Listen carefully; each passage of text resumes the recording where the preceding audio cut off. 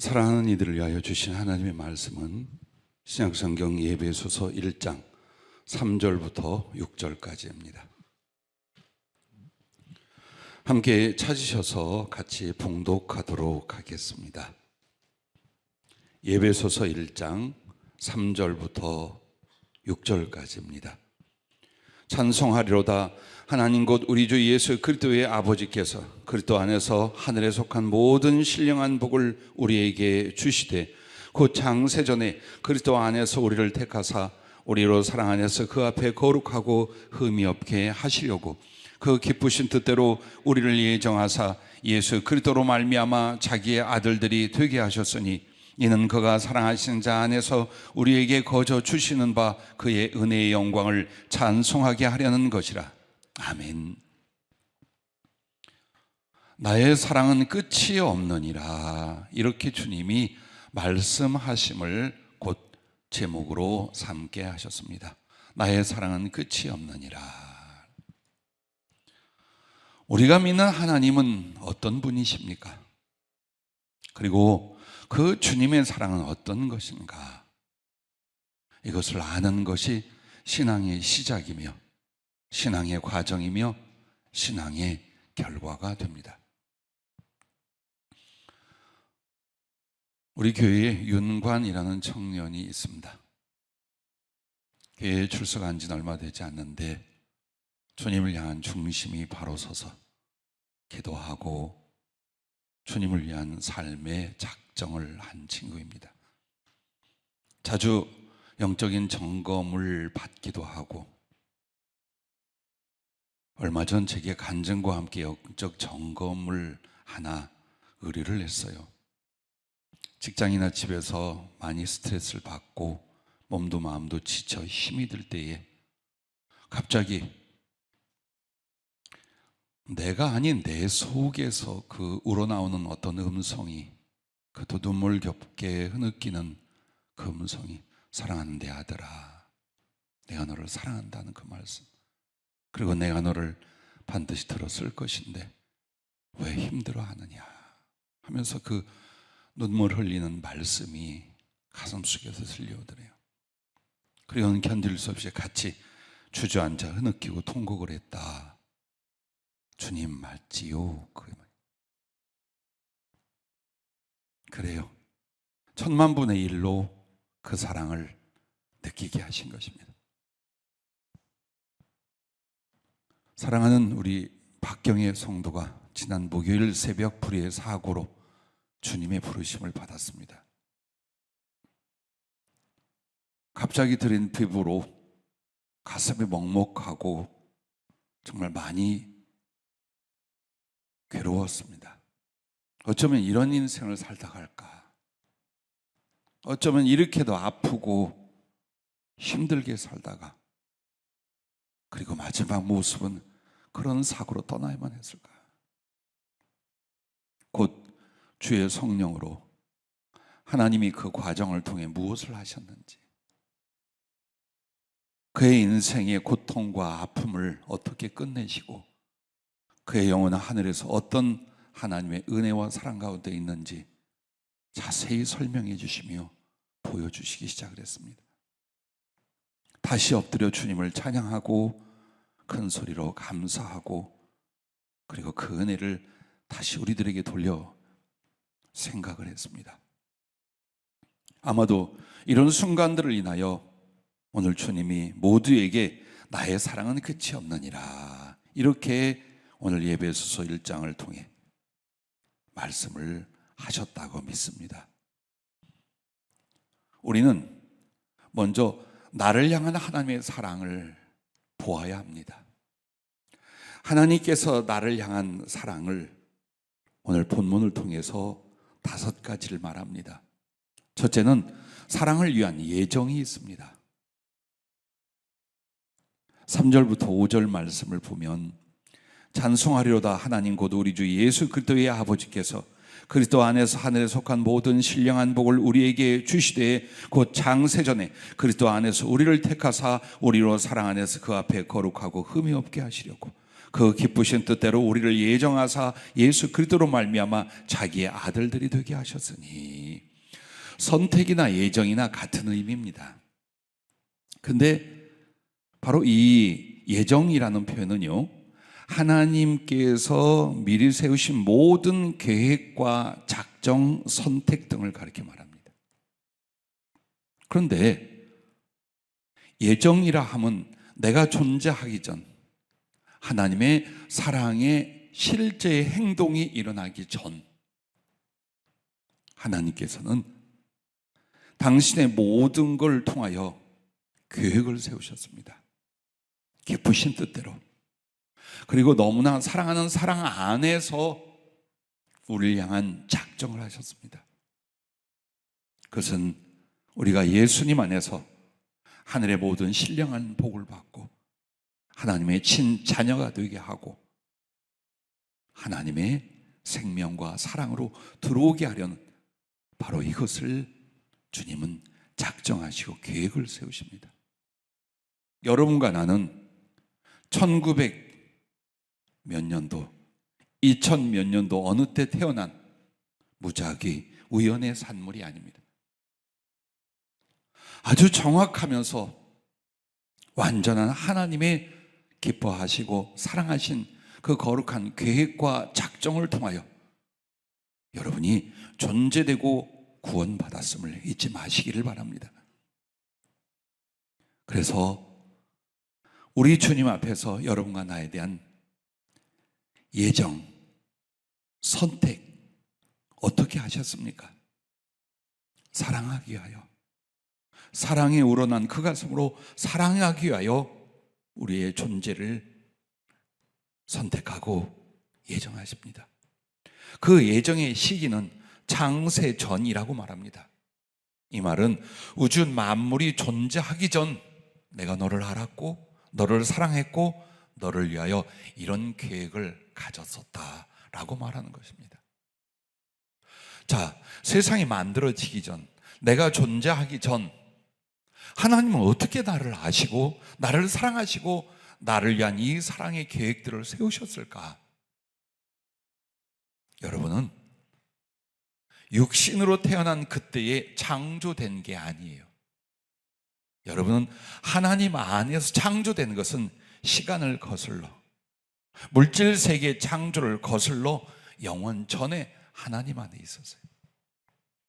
바로 그 영혼을 여러분이 태어나던 이 세상의 그 시간, 그때의 육체와 연합을 시킨 것뿐이에요.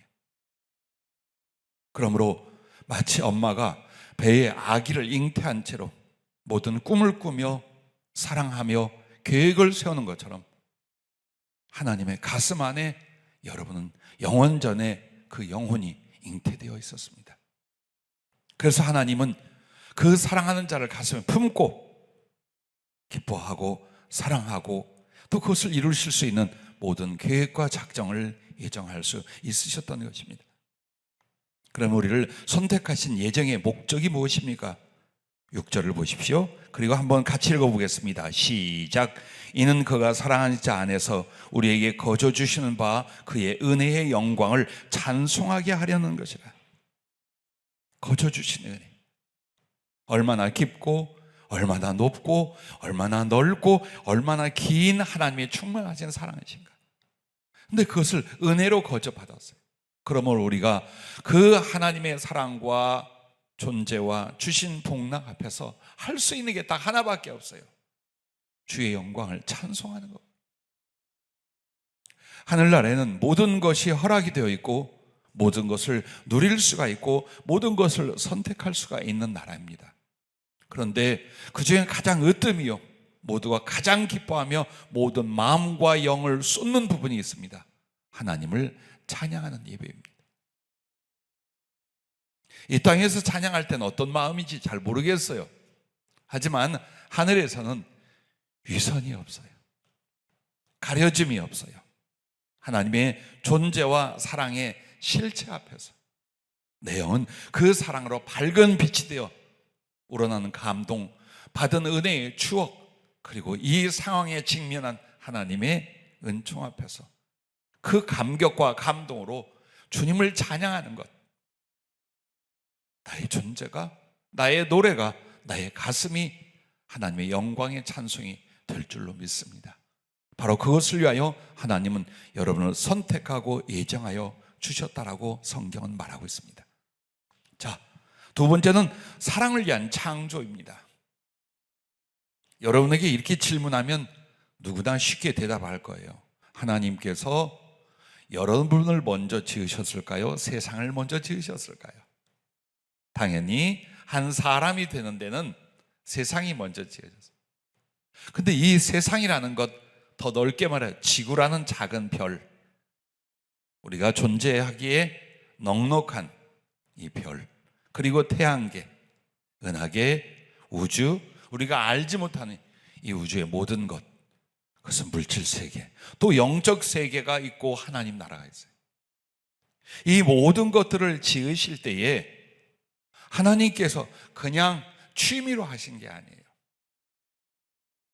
혹은 자기 자랑을 위하여 하신 것이 아니에요. 오직 나를 사랑하시기 위하여 이 우주 만물을 창조하셨습니다. 자, 엄마 아빠가 아기를 갖게 되었어요. 그렇다면 이 아기가 태어나고 자라날 모든 것을 준비하지 않습니까? 먹을 것, 마실 것, 입을 것, 생활할 것, 교육할 것 다 준비합니다.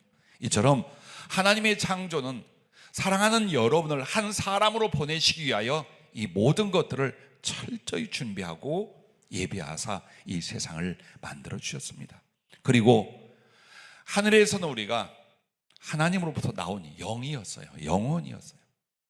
그런데 육체를 입음으로 말미암아 사람이라는 존재가 되었습니다. 하나님의 피조물 중에 아주 유일한 독특한 존재가 사람입니다. 육체의 물질적이면서도 그 안에 영이 있어요. 자, 천사는 영뿐이에요. 타락한 사단도 영뿐이에요. 짐승은 육체뿐이에요. 모든 것들은 물질일 뿐이에요. 그러나 사람만 하나님에게서 온 영혼과 이 땅에서 취하여 만든 육체를 입어서 사람이라고 말씀하시는 거예요. 그러면 우주 만물을 나를 위하여 창조하시고 또 우리는 아주 독특하게 이 흙의 원소로 말미암아 육체를 만들어 주시고, 그리고 하나님 안에서 나온 그 영으로 말미암아 나의 영혼을 보내주사 이 만드셨다 이 말이에요. 자, 왜 하나님은 그렇게 만드셨을까요? 하나님의 사랑의 깊은 계획과 뜻이 있으십니다. 바로 최고 사랑의 창조라고 할 수 있는 것이 인간 창조입니다. 그럼 하나님은 왜 그렇게 만드셨을까? 이것을 여러분이 깨달으려면 여러분의 대표, 여러분의 조상인 아담과 하와로 올라가 보십시오. 아담과 하와를 하나님 만드셨을 때에 목적이 있어요. 당신의 모든 사랑을 주고, 그리고 이 여리고 작은 피조물이지만 그들에게 하나님과 동등한 인격성을 줘서 스스로 하나님을 사랑하는 서로의 사랑, 피조물과 창조주의 사랑의 인격, 사랑의 영존을 위하여 하나님 만드셨어요. 그런데 우리에게 만약에 영만 주면 우리가 피조물이라는 사실을 나중에 몰라요. 우리가 하나님의 피조물이라는 걸 어디에서 봅니까? 흙으로 만들어진 육체를 보면서요.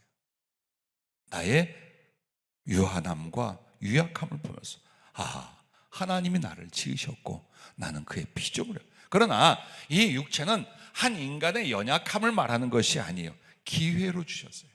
어떤 기회? 하나님처럼 되어 하나님의 영원한 사랑을 받고 함께 할 수 있는 기회가 뭡니까? 이 육체입니다. 그리고 하나님께서 하늘에서 우리를 어떻게 합니까? 영혼을 주십니다. 그러므로 말미암아 육체뿐이라면, 물질뿐이라면 그럴 수 없지만 하나님에게서 나온 영혼은 하나님과 사랑할 수 있고 하나님과 동등되게 높이실 수가 있습니다.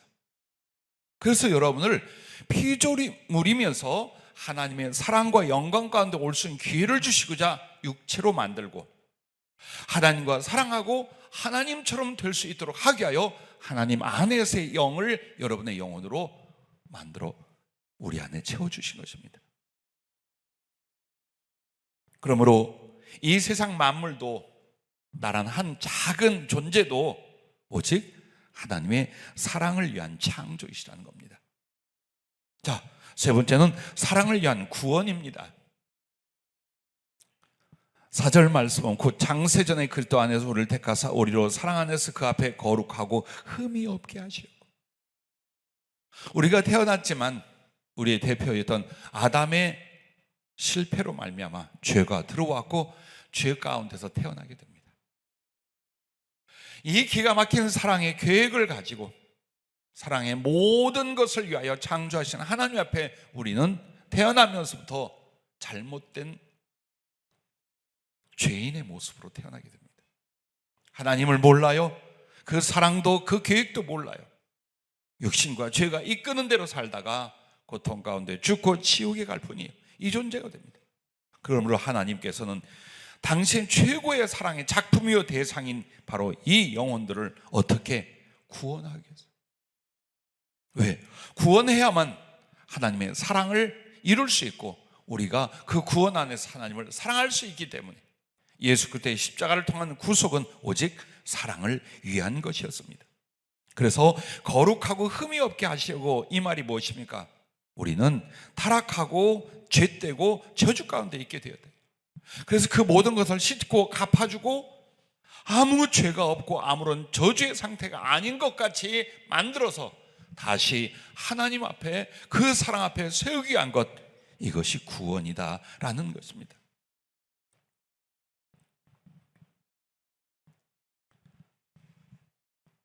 한마디로 예수 그리스도는 창조주 하나님이 사람이 되셨습니다. 사람이 되되 내 자신이 되어 나의 모든 것을 대신하시고 십자가에서 자기를 나에게 다 주셨습니다.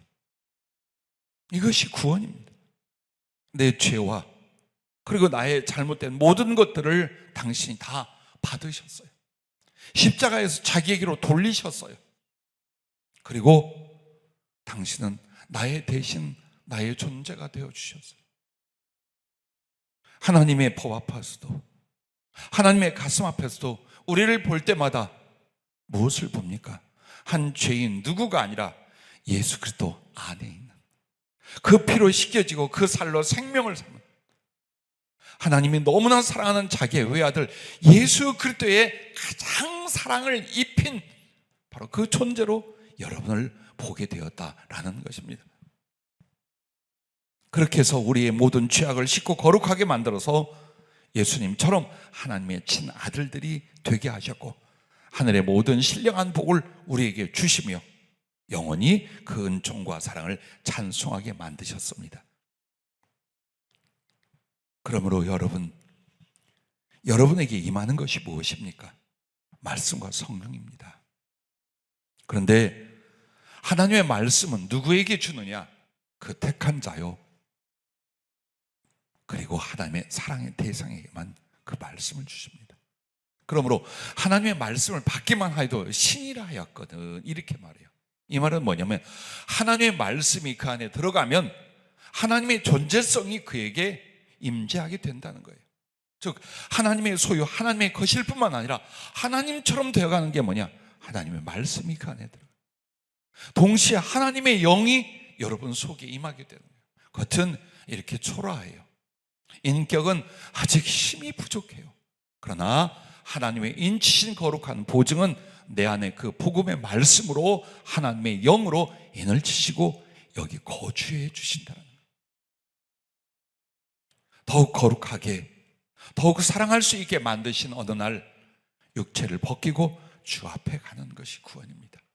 그리고 그의 부활의 영광으로 영혼을 사는 것이 구원의 열매와 결과인 것입니다.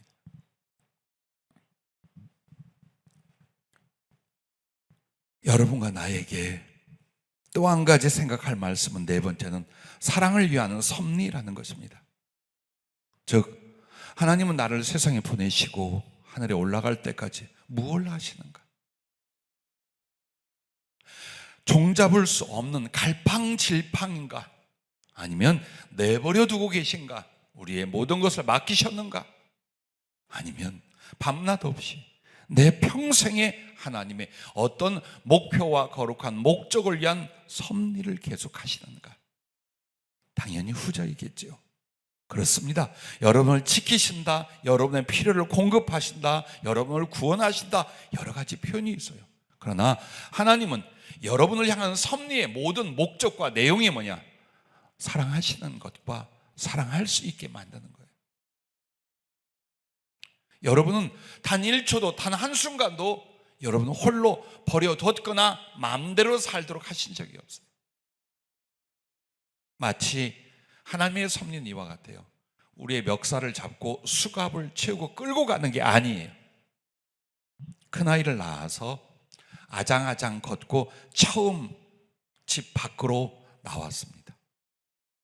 조그만 신발을 하다 신기고 기저귀를 찬 채로 비틀비틀 거리면서 걸었습니다. 그런데 손을 잡아주고 몸을 붙들어 준다면 이 아이가 걷는 능동적인 것 유익이 되지 않고 지 나름대로의 보람과 기쁨을 누릴 수 없다는 걸 아빠로서 충분히 볼 수 있어요. 그런데 얘는 넘어질 거예요.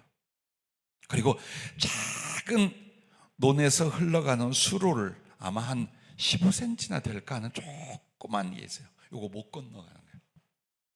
어찌할 바를 모르는 거예요. 나는 그것을 건너갈 수 있도록 아기에게 어떻게 했느냐? 손을 내밀어 주변을 이렇게 감싸고만 있었어요. 어찌하면 넘어지면 잡아줘야 되고 못 가면 들어서 옮겨줘야 되고. 그때에 마음속에서 굉장히 감사와 감격을 했었어요. 왜? 하나님이 이렇게 하고 계시구나. 나라는 것을, 내 인생을 애비가 이제 걸음마를 떼는 아기를 위하여 언제든지 출동할 수 있는.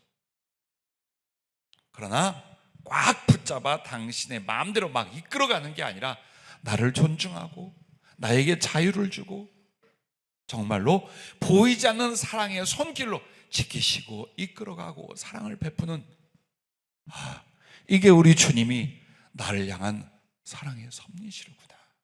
평생에 잊지 않아요. 그래 여러분은 주님이 나타나고 기적 같은 손길이 내 곁에 있고 이러면 좋겠지요. 못 살아요 여러분.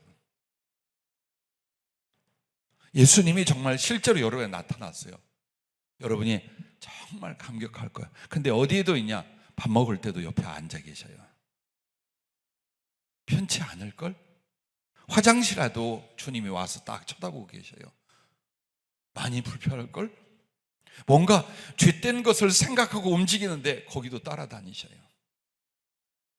오래간만에 부부가 손을 꼭 잡고 자려는데 머리맡에 주님이 계셔요. 자, 우리 주님은 그렇게 안 하시는 거예요.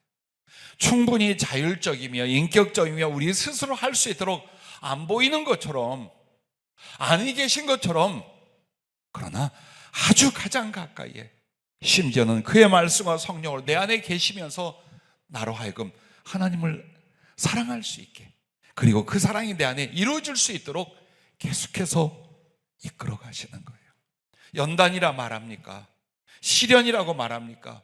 훈련이라고 말합니까? 아니, 더 깊은 사랑이라고 생각하십시오. 내버려 둘 수 없는 존재. 만약 그 사랑을 위한 섭리가 없으면 우리는 엉망진창이 되고 말아요. 그런데 하나님이 한 존재가 태어나 마지막까지 하늘에 올라갈 때까지 섭리하시는 내용도 목적도 사랑을 위한 것, 사랑하시고 그 사랑을 이루시기 위한 것이라는 걸 잊지 마시기를 바랍니다. 여러분이 어떻게 살았든 무엇을 경험하고 왔든 하나님의 섭리는 어느 방향이에요? 하나님의 사랑을 알고 하나님을 사랑할 수 있고 하나님의 사랑을 누릴 수 있는 이런 존재로, 이런 삶으로 여러분을 이끄시며 섭리한다는 것을 기억하시기를 바랍니다. 자, 내가 잘못된 선택을 해요. 그러나 주님은 그 뒤치다거리를 하셔요. 그래서 하나님을 사랑하는 자, 곧 그 뜻대로 부르심을 입은 자들에게는 모든 것을 합력하여 선을 이루게 하시는, 이것이 바로 하나님의 섭리인데 나를 향한 그 사랑이라는 것입니다. 그리고 다섯 번째는 사랑을 위한 영원입니다. 자, 영생이라는 말을 합니다. 영원한 생명, 하나님의 생명, 이걸 얻게 해요. 왜 유한한 존재가, 왜 길어도 100년을 넘지 못하는 우리들의 존재를 영원의 존재로 만드실까요? 왜 영혼을 줄까요? 우리의 모든 부족한 것과 잘못된 것과 아파할 것들을 다 제거하시고, 그리고 모든 지혜와 사랑과 능력이 하나님의 전지전능성을 향하여 올라가며 우리 하나님처럼 되어 하나님과 동등한 사랑을 이룰 수 있는 그런 존재로서 하나님처럼 영생하게 만드시는 거예요. 영생의 존재는 아니나 영생하게 만드신 이유가 노홀로 영원하라가 아닙니다. 하나님을 받고 하나님을 누리고 하나님을 사랑하면서 그 사랑의 영혼을 살 수 있도록 하는 것입니다. 그러므로 여러분과 나에게 결정적인 게 뭐냐? 하나님의 자녀 되게 하셨다고 말합니다. 하늘에 속한 모든 신령한 복을 우리에게 주신다고 말합니다. 자, 이런 말들이 전부 다 뭘까요? 영혼을 말합니다. 하나님의 영혼, 그 속에 있는 생명과 나라와 복된 모든 것을 우리에게 주사 영원히 누르게 하시는 거예요. 그래서 단어 하나로 집약하여 하나님의 사랑의 영혼을 여러분에게 설명한다면 부활입니다. 부활입니다. 예수님의 부활은 예수님을 위한 것이 아니에요. 전능하신 하나님은 당신이 우리를 위하여 죽으시고 우리를 위하여 부활할 수 있어요. 또 안 하셔도 돼요. 그러나 굳이 나의 범죄함을 위하여 십자가에 내어주심이 되고 나의 의롭다 하심을 위하여 그가 부활하셨다고 로마서 4장에는 말씀합니다. 왜? 그 모든 게 나를 위한 것이라. 우리가 사람의 독특한 창조물이라고 했죠. 그러면 사람이란 독특함이 영과 육체가 함께 있는 것이에요. 하지만 이 땅에 사는 동안 죄로 인하여 우리의 육체는 파괴되고 썩어갈 것이에요. 하지만 원래 하나님의 계획은 인간이 육체를 갖되 신령한 육체를 갖고 영원한 존재, 영과 육체를 가지되 영원한 존재가 되게 하는 거예요. 그게 부활의 몸, 부활의 때예요. 그러면 그것하고 주님 사랑의 영혼하고 무슨 상관인가? 주님이 그렇게 되신 거예요. 영으로 계신 하나님이 사람의 형상을 입어 나를 위하여 나처럼 되시고 나의 모든 걸 십자가 위에 짊어지게 하여 사람이 되셨어요. 그럼 그걸로 끝나야 되잖아요. 원래 당신의 영원 전부터의 존재적 그 영광, 그 형상대로 그냥 영으로 계시면 되잖아요. 근데 예수님은 부활하신 뒤에 다시 영으로 흩어지거나 그러시지 않아요. 우리를 만날 때 모든 피조물 앞에 어떻게 부활의 그 모습으로. 이유가 있어요. 당신이 사랑하여 예정하고 창조하고 구원하고 섭리한 이 사랑의 대상하고 똑같아지려는 거예요. 얼굴과 얼굴을 마주 볼 수 있고 손을 꼭 끌어안고 어디든지 갈 수가 있고 바라볼 수 있고 만질 수 있고 같은 마음, 같은 생각, 같은 인격, 같은 공간 안에 같은 누림, 신랑과 신부가 되게 하여 아비와 아들이 되게 하여 예수님 직접 구속을 위하여 사람이 되신 게 아니라 영원한 사랑을 위하여 사람이 되시고 그 사람의 존재와 영광의 방법으로 부활의 몸으로 계시다는 겁니다. 잠깐을 살고 있습니다. 아파하지 마십시오. 낙심하거나 힘들어하지 마십시오. 우리는 이 세상이라는 아주 잠깐을 살고 있는 것뿐. 우리가 주님처럼 되어 주님이 나같이 되어서 하늘의 영원한 복락을 누리며 사랑과 영광의 영혼을 살아가게 될 줄로 믿습니다. 곧 그렇게 될 줄로 믿습니다. 자, 이 주님의 사랑의 행위와 역사에 대하여, 즉 시작과 끝에 대해 말씀을 드렸다면 가장 중요한 주님 사랑의 중심이 있어요. 절대 포기하지 않는 주님 사랑의 중심은 긍휼이에요. 긍휼이 무엇입니까? 나의 연약함을 경험하여 나를 불쌍히 여기심이에요. 이걸 성경 옛날 단어로 체휼이라고 되어 있었어요. 즉 나라는 존재를 아셔요. 나를 사랑하셔요. 근데 나는 아주 연약해. 아픔도 슬픔도 고통도 다 간직해서, 그래서 나의 마음과 나의 존재를 다 함께 시험과 아픔 다 경험하셨어요. 사람이 돼서. 그리고서 거기에서 우러나오는 나에 대한 불쌍한 마음, 그래서 반드시 자비를 베풀어 그 연약함에서 은혜로 이끌려는 바로 이 가슴, 그걸 성경은 긍휼, 그리스도의 긍휼, 긍휼에 풍성하신 하나님, 이렇게 에베소서 2장에도 말씀을 하고 있습니다. 그래서 에베소서 2장 1절부터 8절 말씀을 보면 하나님의 긍휼을 이렇게 말합니다. 그는 허물과 죄로 죽었던 너희를 살리셨도다. 그때에 너희는 그 가운데서 행하여 이 세상 풍조를 따르고 공중의 권세를 잡은 자를 따랐으니 곧 지금 불순종의 아들들 가운데서 역사하는 영이라. 이 말은 하나님의 원수 마귀를 따라다녔다는 거예요. 그를 섬기고 그를 기쁘게 했다는 거예요. 그리고 그 결과는 불순종이었다는 거예요. 하나님께. 전엔 우리도 다 그 가운데서 우리 육체의 욕심을 따라 지내며 육체와 마음에 원하는 것을 하여 다른 이들과 같이 본질상 진노의 자녀들, 우상 숭배자나 살인이나 어떤 악을 행한 자나 나나 본질상 하나님의 진노의 자식들, 대상들이었다는 거예요. 즉 하나님의 원수였다는 거예요. 그런데 4절에 보면 긍휼이 풍성하신 하나님이 우리를 사랑하신 그 큰 사랑을 인하여 허물로 죽은 우리를 그리스도와 함께 살리셨고 너희는 은혜로 구원을 받은 것이라. 또 함께 일으키사 그리스도 예수 안에서 함께 하늘에 앉히시니 이는 그리스도 예수 안에서 우리에게 자비하심으로써 그 은혜의 지극히 풍성함을 오는 여러 세대에 나타내려 하심이라. 너희는 그 은혜에 의하여 믿음으로 말미암아 구원을 받았으니 이것은 너희에게서 난 것이 아니요 하나님의 선물이라. 이렇게 말씀합니다. 자, 하나님의 긍휼, 그것은 원수라도 어때요? 자기를 대신하기까지 사랑하시고 받아주시고 자기의 모든 걸 다 주셔요.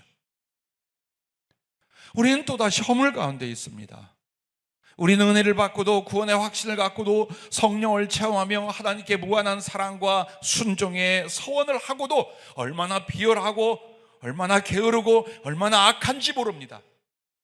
그런데도 주님이 우리를 포기하지 않는 건 그분의 긍휼이. 알아요, 여러분과 나를. 어떤 존재인지, 어떻게 할 건지 알아요. 그럼에도 사랑하시고 그 사랑을 이루셔요. 그리고 그 가슴에는 눈물로 견디지 못할 당신의 긍휼이 있어요. 그러므로 두 번째는 나를 향한 하나님의 긍휼에 대해서 몇 가지 말씀드려요. 성경은 어느 사건과 말씀을 통해 혹은 비유 같은 내용을 통해서 우리에게 뭘 가르치고 있느냐? 하나님의 마음, 하나님의 긍휼, 주님의 사랑이 무엇인가를 말하고자 하는 내용들이 있어요. 그것을 5가지를 선정을 했는데, 첫째는 이사야 49장 15절 16절 말씀을 보면 여인이 어찌 그 젖 먹는 자식을 잊겠으며 자기 태에서 난 아들을 긍휼히 여기지 않겠느냐? 그들은 혹시 잊을지라도 나는 너를 잊지 아니할 것이라. 내가 너를 내 손바닥에 세웠고 너의 성벽이 항상 내 앞에 있나니. 자, 세상에서 가장 깊은 사랑, 끊어질 수 없는 사랑은 어머니의 모정이라는 겁니다. 더더군다나 그 모정이 갓난아기 때 엄마가 아니면 이 아이는 살 수 없어요. 엄마가 아니면 이 아이는 행복할 수 없어요. 엄마가 아니면 이 아이는 자라날 수가 없어요. 근데 이 아이는 모든 걸 다 해줘야 돼요. 먹여야 하고 기저귀 갈아줘야 돼요. 모든 걸 다 도와줘야만 돼요. 안 그러면 병나 죽어. 이쁘기도 하지만 아기를 향한 어머니의 가슴 어때요? 세상 모든 걸 잃어버려도 이 아이는 잃어버릴 수 없어요. 세상 모든 걸 빼앗겨도 이 아이는 빼앗길 수가 없어요. 내 모든 걸 다 바쳐도 이 아이는 지켜야 하고 키워서 살려야 해요. 그게 어머니의 가슴이에요. 자, 그런데 혹시 그들이 어떤 연유로 자식을 포기하거나 그 자식을 내려놓을 수 있다는 거예요. 그럴지라도 나는 너를 어떤 상황에도 네가 어떻게 돼도 포기하지 않는다. 절대로 버리지 않는다. 너를 내 손바닥에 새겼다. 여러분이 어려서 가게에 심부름 갈 때 잘 까먹으면 손바닥에 써가지고 가서 두부, 두모, 콩나물 하나 이랬죠. 이 정도가 아니에요. 주님은 여러분 손바닥에 어떻게 생겼느냐? 십자가의 대못, 그것에 박혀 뚫어진 구멍, 그걸로 여러분을 바라보며 여러분의 이름, 여러분의 가슴, 여러분의 존재, 여러분의 미래를 그걸로 봐요. 즉 손바닥에 새긴 여러분은 누구냐? 주님의 그 못자국을 통해 보는 여러분이라 이 말. 어머니입니까? 혹은 어머니의 그 사랑을 받아보았습니까? 주님, 주님의 가슴, 주님의 긍휼이 그와 같다는 것입니다. 두 번째는 마태복음 15장 21절부터 28절 말씀에 보면 딸이 흉악하게 귀신에 들려 고통받고 병들어 있는 그 딸의 어머니가 주님을 찾아 나오게 됩니다. 예수께서 거기서 나가서 두로와 시돈 지방으로 들어가시니 가나안 여자 하나가 그 지경 나와서 소리질러 이르되 주 다윗의 자손이여 나를 불쌍히 여기소서, 내 딸이 흉악하게 귀신 들렸나이다 하되 예수는 한 말씀도 대답하지 아니하시니 제자들이 와서 청하여 말하되 그 여자가 우리 뒤에서 소리를 지르오니 그를 보내소서. 예수께서 대답하여 이르시되 나는 이스라엘 집에 잃어버린 양 외에는 다른 데로 보내심을 받지 아니하였노라 하시니 여자가 와서 예수께 절하며 이르되 주여 저를 도우소서. 대답하여 이르시되 자네의 떡을 취하여 개들에게 던짐이 마땅하지 아니하니라. 여자가 이르되 주여 올소이다마는 개들도 제 주인의 상에서 떨어지는 부스러기를 먹나이다 하니 이에 예수께 대답하여 이르시되 여자여 네 믿음이 크도다, 네 소원대로 되리라 하시니 그때로부터 그의 딸이 나으니라. 우리는 이것만을 생각해요. 참 그 여인의 믿음 대단하다. 그 여인의 믿음을 드러내게 하여 주님께서 한마디도 대답도 아니하시다가 강청하고 가까이 다가오니까 나는 이스라엘의 잃어버린 양들, 그들 외에는 내가 보내, 즉 이방인은 내가 구원의 대상이 아니야, 이렇게 야멸차게 잘라보시는 거예요. 그래도 매달립니다. 그러자 더 심한 말을 합니다. 자녀의 떡을 취하여 개들에게 던짐이 마땅하지 아니라. 그 말은 너 개 같은, 죄송합니다, 여러분 바라보면 이렇게 말하네. 근데 재밌네. 이 개 같은 이라고 하시는 거예요. 사실 주님이 여인을 놀리거나 저주하거나 욕하는 게 아니죠. 이와 같은 상황에 그 여인은 어떤 겸손하고 간절한 믿음이 나올 것을 아시고 하셨어요. 내가 뭐 개라고? 가만 보니까 이 양반 너무하네. 뭐 개? 그래 나 개다. 한번 물려볼래? 이럴 수도 있었어요. 주님 물릴 뻔했어. 근데 이 여인이 어때요? 기가 막힌 대답을 합니다. 주여 올소이다 마는 개들도 제 주인의 상에서 떨어지는 부스러기를 먹나이다. 그 믿음을 칭찬하시며 귀신을 내어 쫓고 그 질병의 세력을 내어 쫓아 주셨어요. 자, 여기서 이 여인, 이 어머니 보십시오. 내가 할 수 있는 모든 걸로 이 병들고 귀신 들린 딸을 살려내려는 거예요. 무슨 짓을 해도 어떤 일을 당할지라도 내 딸, 이 병들고 귀신 들린 딸을 살려내야 돼. 살려냈어. 개가 되고 쓰레기가 되어도 그걸 살려. 그런데 보시죠, 이 말씀을 주시며 주님이 그래요. 거기서 말하는 개 취급을 받고 쓰레기 취급을 받은 건 나다. 흉악히 귀신 들고 죄악과 사단의 세력 밑에 있는 너희를 살려내기 하여 나는 개가 되고 쓰레기가 되어서도 내가 너희를 살려낸 것이다. 이 구절을 읽고 있는데 주님이 그렇게 말씀을, 그건 생각해 본 적이 없어요. 근데 정말 그러셨어요. 아주 흉악하고 더러운 짐승 취급을 받고 세상에 버리는 쓰레기 중에 쓰레기 취급을 받아요. 성경에 영문 밖에, 이스라엘 진 밖에 버리는 것이 있어요. 그게 하나님께 속죄 제물로 바쳐진 그 제물의 죄예요. 그리고 또 하나 있어요. 이스라엘 백성들이 싼 똥이에요. 그 똥과 죄는 영문 밖에 가서 묻어버리게 돼 있어요. 그런데 영문 밖에 나가 십자가에 달리시고 묻히신 분이 있어요. 주님이에요. 주님이 우리를 위하여 희생 제물이 되며 아무 쓰잘데기 없는, 그리고 가장 더러운 오물 똥 취급을 받았다는 걸 말하는 거예요. 그처럼 여기서 말하는 이 여인이 말한 개같이 취급을 당하고 부스러기 쓰레기가 되어도 당신의 딸을 살리려, 당신의 아들을 살리려 주님은 그렇게 하셨어요. 이게 주님의 긍휼이에요. 나의 공로와 의의를 볼 줄 압니까? 그건 칭찬의 이유로 보시지, 나라는 존재를 사랑하고 살리기 위해서는 그 부분 안 봐요. 약한 것 봐요. 못난 것 봐요. 그걸 보셔. 그렇게 해서라, 어떻게 해서라도 주님은 살려내시더라. 흉물이 되지 않아 간증을 합니다만은 우리 박경혜 성도같이 산 사람이에요. 가정 갖고 실패하며 알코올 중독으로 갑니다. 그리고 온 몸에 그 합병증과 후유증이 와서 너무 비참해서 뇌에서부터 장기가 다 썩어가고, 정신인들 온전했겠습니까? 그러면 사람들은 또 어떻게 취급했겠습니까? 어느 날 죽음에 이르렀어요. 그런데 주님을 만났어요. 그리고 주님이 다시 살려 치료해 주시고 살 수 있는 기회를 주셨어요. 그런데 그 뒤에 또 엉망이 됐어요. 남들은 비난할 수 있어요. 남들은 멸시할 수 있고 외면할 수 있어요. 그런데 주님 한 분은 그게 악하지도 추하지도 않으세요. 그냥 이렇게 말씀하는 거예요. 저는 무력하고 병든 내 막내딸일 뿐이니라. 이게 주님의 가슴이에요.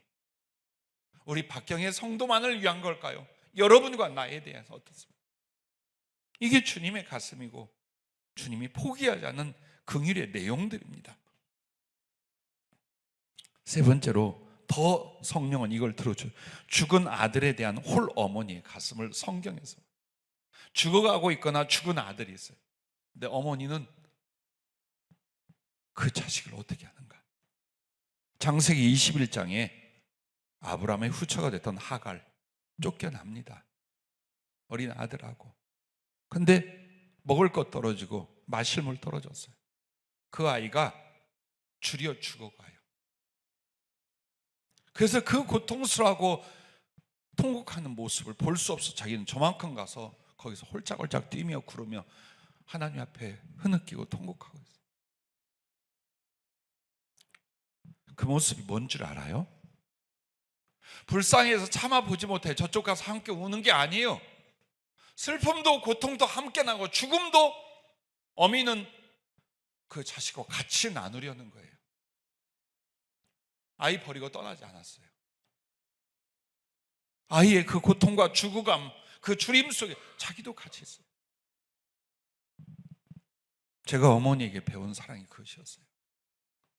병들어 두 번째 자살 시도를 하니까 칼을 들고 들어왔어요. 또 엄마들 그런 거 하지 말고, 그리고 내 앞에 던지면서 내 앞에 죽어라 이놈아. 너 죽으면 이혜미가 그걸로 따라갈 테니까 너 죽어라. 그래서 그날 밤 옷을 찢고 어머니 손을 잡고 내가 통곡하면, 엄마 나 죽고 싶지 않아. 나 살려주세요. 나 진짜로는 죽고 싶지 않아요. 근데 어머니가 어떻게 하겠어요? 늙고 연약한 한 과부가 무엇으로 이 병들어가는 이 아들을 고칠 수 있겠어요?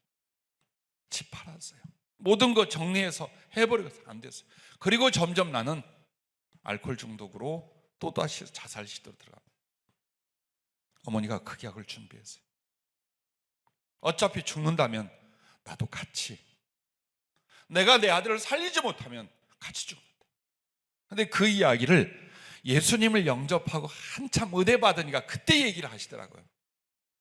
나 너 마지막 죽음을 선택할 때 이렇게 약을 준비하고 너 따라가려고 했었다. 우리 어머니만 그랬겠어요? 이 하갈이 그렇게 하는 거예요. 엘리야가 머물었던 사르밧 과부의 아들이 죽었을 때에 어떻게 했으며, 엘리사를 돌봤던 수넴 여인의 아들이 죽었을 때에 그들이 포기하던 거예요. 아니요, 할 수 있는 모든 방법, 그리고 마지막은 어때요? 함께 살고 함께 죽는 거예요. 그게 어머니, 그게 부모의 가슴이에요. 근데 성경은 왜 그 이야기를 했을까요? 하나님의 기적, 이걸 보여주려고. 그 속에 또 이게 있는 거예요. 사람인 너희도 그렇게 한다면, 연약한 한 여인도 그렇게 한다면 나는 너희들에게 어떻게 하겠느냐? 너희 죽어가도록 두겠느냐? 너희가 망하도록 내가 가만히 있겠느냐? 바로 그 가슴을 말씀하는 것입니다. 네 번째는 누가복음 15장 20절부터 보면은 아버지가 몽땅 거둬가지고 먼 외국과 서랑방탕하고 그렁뱅이 되어서, 한마디로 인생을 망치고 실패한 자식이 돌아옵니다. 그래도 아버지뿐이라고 돌아옵니다. 그런데 그 자식이 돌아올 때까지 하루들 밥을 제대로 먹고 잠을 제대로 잤겠어요. 그 아버지의 가슴이 얼마나 아팠고 얼마나 걱정하고 눈물로 살았겠어요. 그래서 그날도 행여나 우리 자식 돌아오나 하고 아주 먼 데를 바라보는데 정말 알아볼 수 없는 형체의 거렁뱅이 하나가 나타났어요. 사람들은 외면하고 몰라요. 아버지는 알아. 이렇게 아주 추하게 정말 엉망진창이 된 존재를 아버지는 딱 한눈에 알아보는 거예요. 그리고 쫓아가서 끌어안고 함께 울고. 근데 그 슬픔이, 그 아픔과 걱정이 뭐가 됩니까? 말도 못할 기쁨으로 바뀌는 거예요. 자, 이게 주님의 가슴 긍휼인데, 망하고 돌아온 아들에 대한 아버지의 기쁨. 주님의 긍휼은 그냥 괴로워로 끝나지 않아요. 내가 조금이라도 정말 엉망진창이 됐어요. 주의 은혜를 다 저버리고 하나님의 영광도 가렸어요. 영적으로 육적으로 여러분이 실패를 했어요. 그 모습 가지고도 주님, 아버지 하면 어때요? 꽉 끌어안고 불쌍히 여기고, 그리고 어때요? 주님을 부른 것만으로도, 가슴이 주님을 향하여 돌아온 것만으로도 마치 죽은 아들 살아난 것처럼 하늘에서 내 안에서 기뻐하시더라. 그리고 예전보다 더 많이 깊게 사랑을 주시더라. 그걸 이 누가복음 15장을 통해 하나님의 가슴, 예수님의 긍휼을 우리에게 말씀해 주고 있는 거예요. 어느 날 그래요. 내 아들아, 네 죄와 허물은 내게 있어서 추악과 흉악이 아니다. 그냥 내 자식이 병에 걸린 것뿐이다. 나는 반드시 그 병을 치료해 주려는 아버지의 가슴일 뿐이다. 어찌 죄와 허물이 추하고 악한 것이 아니겠습니까? 하나님 앞에 어찌 악한 것이 아니겠습니까? 그런데 주님은 이 악한 것들, 이 더러운 것들 라고 생각 안 한다는 거예요. 그러면 가까이 안 하시겠죠. 근데 여러분의 자식이 병들었어요. 살에 찢기고 피를 쏟고 있어요. 여러분 어떻게 할래요? 더럽다고 할래요?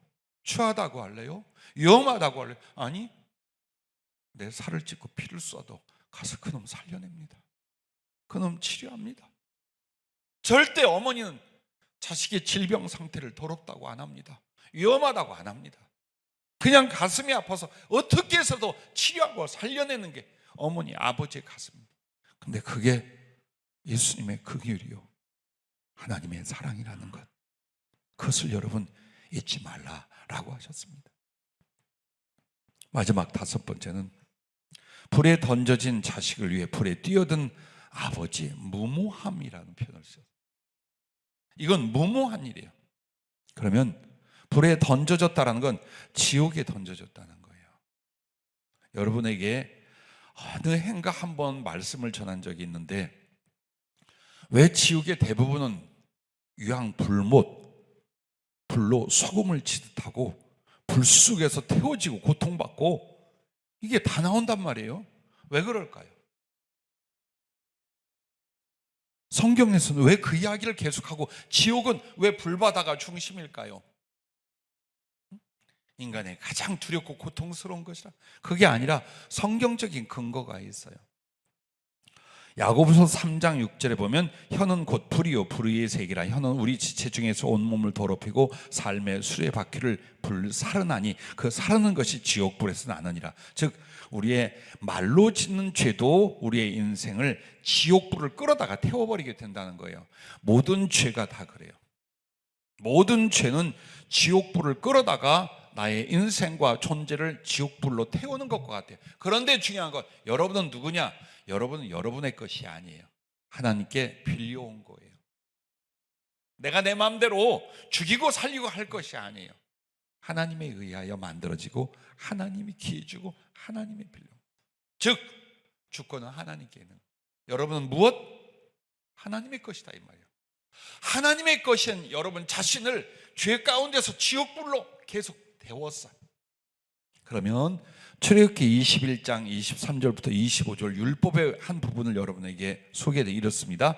그러나 다른 해가 있으면 갑대 생명은 생명으로, 눈은 눈으로, 이는 이로, 손은 손으로, 발은 발로, 된 것은 된 것으로, 상하게 한 것은 상함으로, 때린 것은 때림으로 갚을지니라. 이게 동해 보복법이라고 그래요. 남의 눈을 상하게해서 눈 빼, 손 잘라. 죽였어? 쟤 데려다 죽여버려. 그런데 그 중에 어떤 구조에서 불로 누군가를 데우게 했어요. 그 사람의 불에 데워지고 타게 했어요. 그럼 그 사람 데려다가 어떻게 해요? 불로 지져버려. 자, 성령은 이 구절을 일러주면서 살아생전 죄로 말미암아 지옥불로 자기를 태웠어요. 그러면 하나님의 율법, 하나님의 심판 어떻게 해요? 그 데려다가 불로 지지는 거예요. 그것이 바로 지옥불이에요. 지옥의 가장 중심적 표현을 이왕 불로 소금을 불로 태워지려 한 이유가 바로 성경은 이렇게 연결이 되어 있어요. 그래서 실제로 여러분은 지옥에 가지 않았지만 이미 지옥 불 구덩이 가운데 던져져서 살고 있었다는 거예요. 그런데 주님이 십자가에 달리셨어요. 그 십자가는 육체가 찢어지고 힘줄이 끊어지고 피를 쏟아내고 몸이 썩어가고 침뱉음을 당하는 이 정도의 능력과 고통이 아니에요. 산채로 지옥 형벌을 당하고 계셨어요. 즉 십자가는 지옥의 불구덩이였어요. 거기에 당신을 던집니다. 왜? 우리가 그 속에 들어가 있어요. 사랑하는 아들, 딸들이 거기에 가 있어. 그래서 지옥 불구덩이에서 건지게 하여 우리 주님은 아비의 가슴으로 어미의 심정으로 당신이 지옥 불구덩이로 뛰어들어서 우리를 대신하고 건져내신 거예요. 그러므로 십자가에서 양손과 발목 그리고 옆구리를 찢기시고 뚫리신 그 상흔을 주님이 갖고 계신 것은 이거예요. 내가 지옥에 던져지면서까지 지옥에 있던 너를 건져냈다. 이게 내 사랑의 증표이니라. 그걸 말하는 거예요. 그걸 말하는 거예요. 만약 내 아들이 불구덩이가 안 돼 있어요. 내 딸이 불구덩이에 홀로 남아있어요. 나만 살겠다고 나올 것 같아요.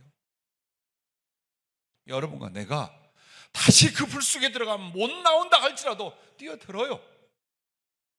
그죠? 사람이라면 그래야 할 거예요. 주님 그렇게 하셨어요. 자, 이게 하나님의 긍휼, 우리 예수님의 여러분을 향한 긍휼이에요. 그래서 어떻게 한다고요? 널 절대 포기하지 않는다. 네가 어떤 모습이 돼도 누구에게 어떻게 당한다 할지라도 아무리 연약한 모습이 난데도 난 너 절대 포기 못한다. 이것이 하나님의 사랑 가운데 우리를 향한 포기하지 못하는 긍휼, 바로 그 중심을 하셨습니다. 말씀 맺고자 할 때 그러면 나는, 여러분과 내가 한번 돌이켜보세요. 나 주님에 대한 사랑은 어떠한가? 나의 사랑도 끝이 없으리라. 주님을 향한 나의 사랑도 절대로 끝나지 않는다. 포기하지 않는다. 식어지지 않겠다. 이거 하나를 위해서 하는 거예요. 이제부터는 이거 하나예요. 머리 쓰지 마세요. 요령 부리지 마세요. 미련해지세요. 주님을 향한 사랑을 위해서는 여러분 미련해지세요. 바보가 되세요. 더 많이 수고하고 더 많이 고생하고 더 많이 생각하고 더 많이 아파하고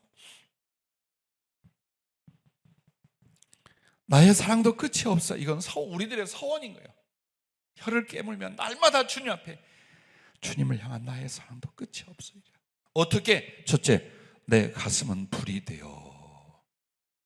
여러분과 내가 주님을 사랑한다는 게 약간의 그 종교적인 생활로 하나님 사랑이라 말할 수 있는 게 아니에요. 정말 사랑을 해보셨죠? 사랑하는 남자와 여자가 있었습니까? 아니면 자식들과 아니면 누군가에 대하여 정말 눈물겨운 나를 다 포기할 만큼의 사랑을 해본 적이 있습니까? 얼마나 가슴이 뜨거웠어요. 가슴이 얼마나 뜨거웠어요. 그러므로 고린도후서 5장 14절 이 말씀 참 사랑하는 말씀. 그리스도의 사랑이 우리를 강권하시는도다. 이 말은 예수님의 그 사랑이 내 안에서 불이 되어 있다는 거예요. 나를 사르고 나를 주관해서 나는 그 사랑에 묶여 그 사랑을 위하여 살고 죽어. 이걸 말하는 거예요. 바울의 가슴은 예수님의 사랑으로 불이 되어 있는 거예요. 거기에 여러분은 그 주님 사랑의 불이 가슴에 있어요. 그럼 여러분은 여러분의 사랑에 쓰고 여러분의 사랑의 가슴으로 뭐가 돼야 돼요? 그 불 위에 끼얹는 기름이 되죠.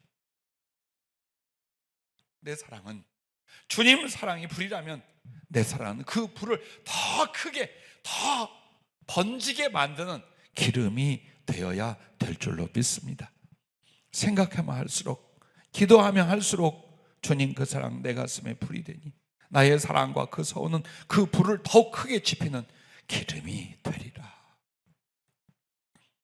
이렇게 기도하는 걸 정말 눈물로 혀를 깨물며 기도했던 시간들을 지금도 기억하고 지금도 되뇌어요. 주님, 내 몸 모두 다 내 속에 있는 피 한 방울조차도 그리고 세포 하나하나까지도 주님의 것이 되게 하옵소서. 그리고 주님으로 채워지게 하옵소서.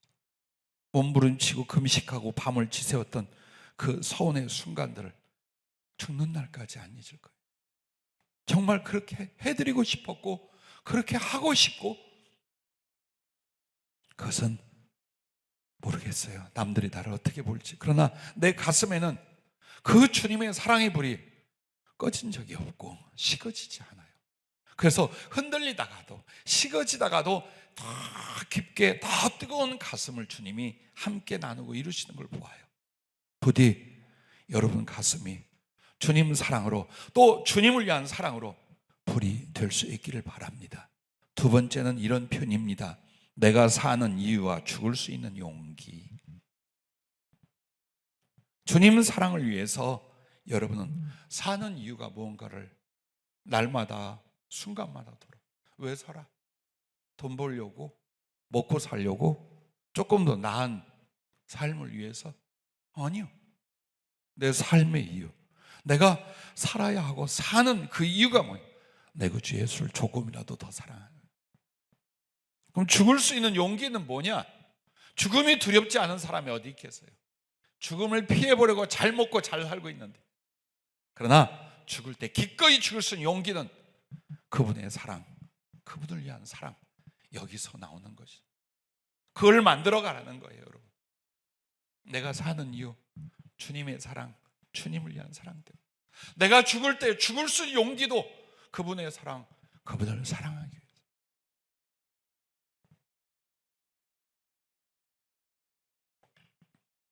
바울은 빌립보서 1장 20절과 21절에 나의 간절한 기대와 소망을 따라 아무 일에든지 부끄러워하지 아니하고 지금도 전과 같이 온전히 담대하여 살든지 죽든지 내 몸에서 그리스도가 존귀하게 되게 하려 하나니 이는 내게 사는 것이 그리스도니 죽는 것도 유익함이라. 바로 이 가슴입니다. 부디 여러분에게 어떤 봉사를 하고 어떤 선교를 하고 어떤 헌금을 하고 이 말을 하지 않아요. 근본을 보세요. 가슴이 주님의 사랑으로, 주님을 위한 사랑으로 불타고 있는가? 그리고 사는 이유와 죽는 용기가 주님에 대한 사랑에 있는가? 그리고 마지막은 이 그리움이 나를 주님께 데려가리. 주님이 주신 표현들이에요. 네 가슴이 이렇게 되어봐라. 내 가슴은 불이 되어 내가 사는 이유와 죽을 수 있는 용기, 그리고 이 그리움이 나를 주님께 데려가리. 빌립보서 3장 12절에 보면 바울은 주님을 얼마나 사모하고 그리워하는지, 내가 이미 얻었다 함도 아니요 온전히 이루었다 함도 아니라 오직 내가 그리스도 예수께 잡힌 바 된 그것을 잡으려고 달려가노라. 자기의 모든 시간, 삶, 고난과 수고 전부 다 주님께 붙잡혀, 즉 주님과 완전히 하나 되는 그 순간들을 위해서 어떤 고통도 고생도 죽음도 감당한다라는 거예요. 이게 뭘까요? 사모함이에요. 만약 여러분이 세상 무엇보다도 주님을 사모한다면 그럼 이 사모함이 뭔 줄 압니까? 사랑하기에 너무나 갈망하는 상태예요. 이게 사모함이에요. 그래서 반드시 여러분에게 사랑의 사모함이 있으면 여러분은 이걸 느낄 거예요. 주님이 그리워 미쳐 죽을 것 같은 가슴들. 예수님만 생각하면, 혹은 주님을 조금이라도 더 알고 경험하고 조금이라도 더 사랑하고 소유하고 싶어 미칠 것 같은 목마름과 주림이 그리움이 되는 거예요. 주님 배웠고 주님과 영원히 함께하고 절대로 떨어지지 않고 나눠지지 않기를 정말 죽을 것 같이 그리워하는, 이게 우리 안에 있는, 이 그리움이 없다면 여러분의 미련은 어디로 다가 있어요? 육체와 현실과 세상에 다가 있는 거예요. 날마다 하늘의 구름을 바라보며 지는 석양을 바라보며 매 순간마다 주님에 대한 생각, 그 그리움이 때로는 눈물, 때로는 아픔, 때로는 나를 향한 삶의 어떤 이유와 격려가 되게 하는 거예요. 기도하면 기도할수록, 주님을 생각하면 생각할수록 여러분의 주님을 향한 사모함, 그 그리움이 바람이 되고 나는 날개, 홀씨의 날개가 되어서 주님 곁에 불어 데려다가 주리라. 바로 그 같습니다. 그리움은 감정이 아니에요. 결국 주님께 그렇게 절대적으로 미치도록 그리워하는 그리움은, 그 그리움이 마치 홀씨, 날개 달린 홀씨를 바람이 불어서 합당한 곳으로 옮겨 거기서 자라게 하듯이 나를 그리스도께 데려가는 바람이라 그 말. 어떤 아픔이, 어떤 욕망이, 어떤 행복이 이 땅에서 여러분에게 있는지 또 바람인지 몰라요. 그러나 여러분의 영혼 가장 중요한 의지와 감정에는 주님을 향한 그리움이 되기를 바랍니다. 감당치 못할 죽을 것 같은 그리움이, 막 가슴이 아파 점여지는 그리움이 일어나야 합니다. 그리고 우리는 지금 그 그리움을 따라 주님께 가는 사람들이에요. 말씀 이만하면 됐습니다. 기도하겠습니다.